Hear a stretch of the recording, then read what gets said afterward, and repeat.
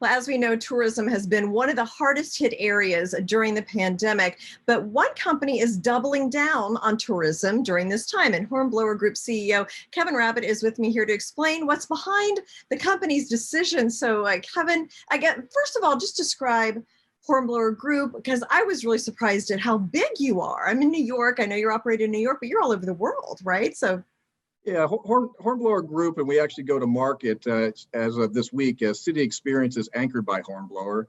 You can think about it as a diversified set of global experiences companies. A lot of them are water-based, which is our heritage. So dining, sightseeing, iconic locations like Statue of Liberty or Alcatraz or Niagara Falls.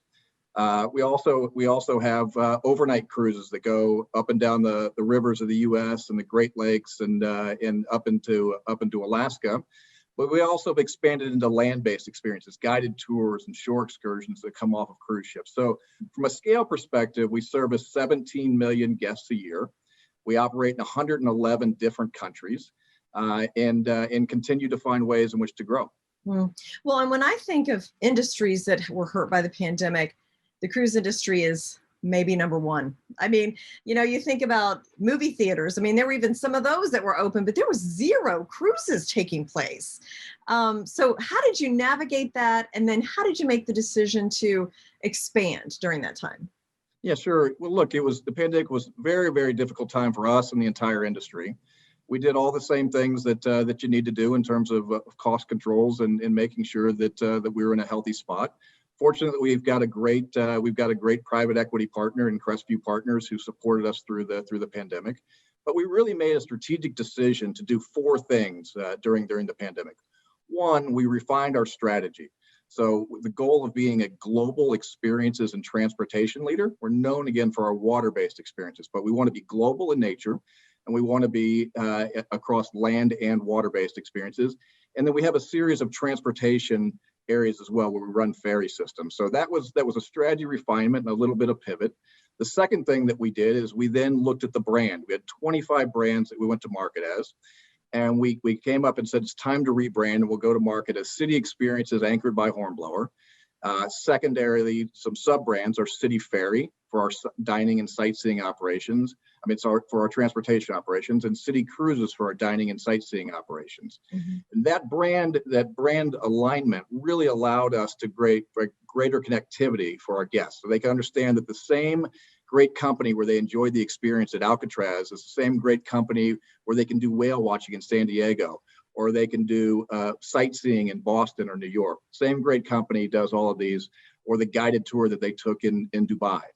So that was the second thing we did. The third thing we did is we really put a big investment into our digital tech platforms. So our websites, our apps, and we have a proprietary ticketing system that we built through our own in-house Encore Studios team that allows us to have a frictionless and seamless experience for our guests.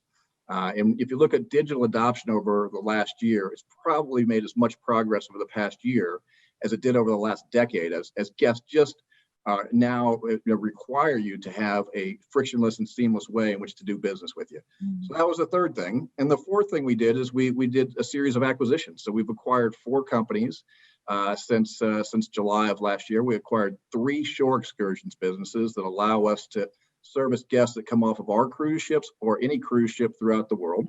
And most recently, we acquired a company called Walks. And Walks is a guided tour business that does guided tours of the Vatican, through Paris, through London, through New York, over 100 different tours that they provide. So, and those acquisitions were on top of a number of acquisitions we did in 2019, where we expanded into the UK and we expanded into Boston, and we expanded the fleet of our overnight business at the same time. So strategic decision to say, let's invest in the business now. We have the time to do these things. We have the financial partner who's willing to support us.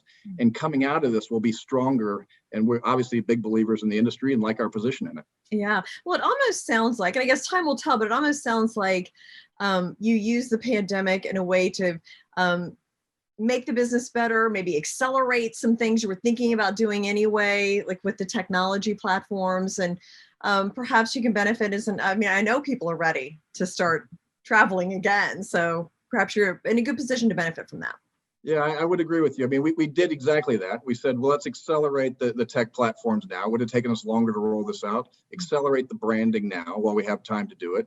And you're absolutely right. There's a big pent up demand. Folks want to be out doing things. As vaccinations have picked up, we've seen it across our operations where guests are really coming out and they want to feel free and have an amazing experience and see our different experiences as a way to do that.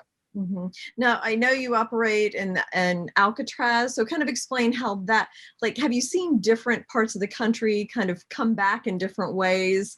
Let's start with Alcatraz. How would you compare that to, say, New York or San Diego or?